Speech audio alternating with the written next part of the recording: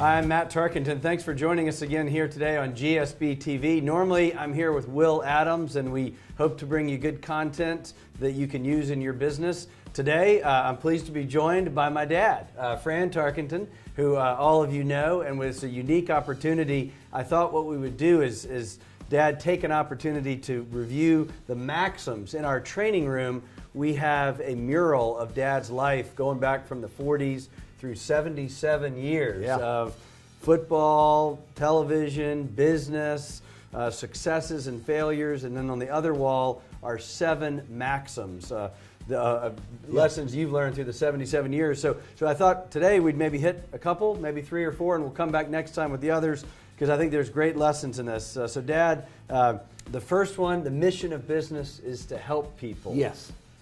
Most of us are told the mission of business is to get wealthy and get rich and make money. That's not it.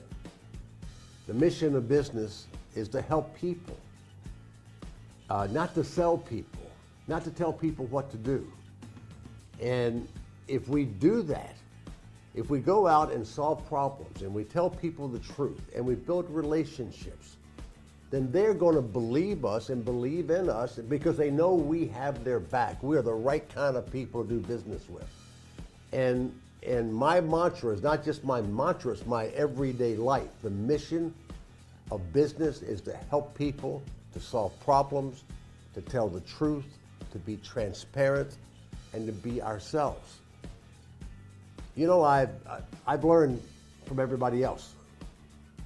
One of our guys came in a week or 2 ago that we were working with at ADP. Bright young guy, heads up all their small business work at ADP, the biggest payroll company in the world. And he sits down with me and he says, I'm not the smartest guy in the world, but I work hard. I said, no, you're pretty smart. And the reason you're smart is because you recognize that you do not know everything. I don't know everything after 77 years. Sam Walton, one of my mentors of Walmart. Bernie Marcus, the founder of Home Depot, now 86 years old. Stephen Jobs, we all know, the founder of Apple, now deceased. And I have worked with all 3 of them. And all 3 of them, pretty good success, I would say, in life and in death. They never talked about how rich they were. They never talked about how much revenue they had. They never talked about who they sold something to. They talked about having products and services and technology that did something for them, that helped them do things better, that solved problems, that so forth. And I thought it was so important, and that's why we go back to the mantra. The mission of business is to help people. If that comes into your heart and soul, and you show that every day, and you practice that every day, your business will be better, and you'll feel better about it, because our job is to make other people better, help other people, help my teammates be better players. And when that focus is on my partners and on my customers and on my prospects, great things happen to your business. So I want to segue to the second one, and I think, again, the first one, the mission of business is to help people. The second one is people have to talk to people. And the great thing about the mural in the training room is there's all these pictures of football and business, but I know these are real stories. I was thinking about Sam Walton, and you used to talk about how he would show up at the store openings, and he would I think he showed up unannounced, and he would go into the aisles and talk to he was talking to the people actually selling the product. Keep in mind, Sam Walton was in his 50s when he started Walmart. He worked for J.C. Penney. He just had a job, and he had a vision of what he could do. And he went to Sears Roebuck and Montgomery Ward, Montgomery Ward's out of business, and Sears Roebuck is about to go out of business, and they wouldn't buy his deal. But Mr. Sam was convinced that if he gave people great products at low prices and great service, that he could make a business go, and he did that. But you're right, he had a prop airplane, never had a jet, and he would fly that plane by himself, and he'd be flying over Alabama and Tuscaloosa, and he'd call down to the store manager and said, you know, I'm going to be there in 30 minutes. He shows up, and he walks around the store, and he talks to the store manager, but then he went and talked to all the people, because I went with him on these trips, and I was at his store openings, and he'd walk around to the people and say, how you doing? What's selling? What's not selling? What's working? What's not working? Because he knew they were on the front line. They were talking to the customers every day. And he gave them a sense of ownership of their work. And he was asking them questions, and he was responding to those questions.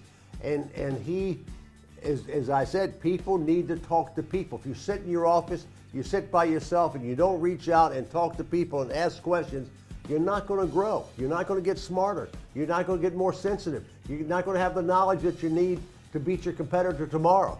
And Mr. Sam was in the marketplace with his people, with the customers, all the time.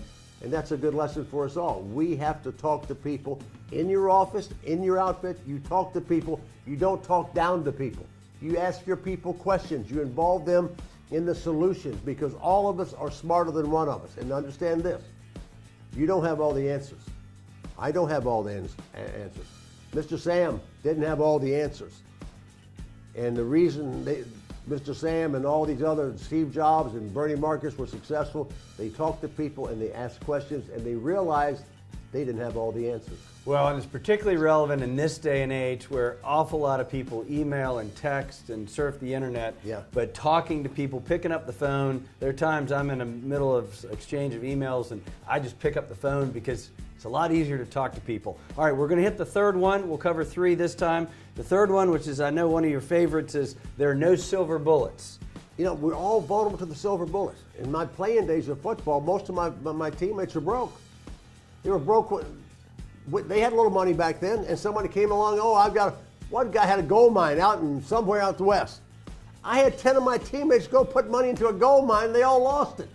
Or somebody's digging for oil and gas, and I got a real estate development, I've got this, give me your money, whether it be $5,000 or $100,000 or $1 million, I'm going to double your money overnight. When you have people that are preying on you like that, run the other way. Run as fast as you can. I don't believe in telling people what to do. I don't believe in selling people. And I don't believe in, I don't not only believe in silver bullets, there are no silver bullets. It comes from business success, athletic success, life success comes from doing the right thing, having a good soul and a good heart, and having empathy for all people. And most of all, be yourself. Be authentic. I cannot be Sam Walton. I cannot be Matthew Tarkenton. I can learn from him, but you've got to be your unique self. And when you do that, and when you're authentic, things good happen. Well, one of the things in the No Silver Bullets, we talk a lot around here about sports stories and legends. And Nick Saban and Bill Belichick are 2 names who come up because every year they're at the top of the list. Their teams are competing for Super Bowls and national championships, and you know Nick Saban personally, and hard work. There's no substitute for hard work. Well, also, and here's what they do. You know, people say, well, yeah, I want to be public relations, and I want to be positive, and I want to get with the press. Bill Belichick, he gets with the press hates he and Saban because they don't know what Saban and Belichick know. I mean, these are 2 different things. And so they get in the press conference. The press conference is not going to make them winners or losers. And so Belichick says, what do you think about so-and-so? What happened last week? And that interception, we're just moving on to the next week. We're just moving on to the next team. He doesn't give them anything because the press is not going to make him. Who's going to make him is he, Belichick, and he, Saban, gets together all their assistants, all their support staff, all their players, and gets them on the same page to be a team that have each other's backs, and they don't yell and scream and degrade anybody, but they're tough guys, but they're focused on working and solving problems and getting this team together and on one page, and that's what you do in your business. Get everybody on the same page, include everybody in the process, and focus on your customer and your partners, and success will come. So the first 3 of Fran's Maxims, the mission of business is to help people. People have to talk to people, and there are no silver bullets. Thanks for joining us this time on GSB TV, and next time we'll come back and hit the next 4. Thanks very much.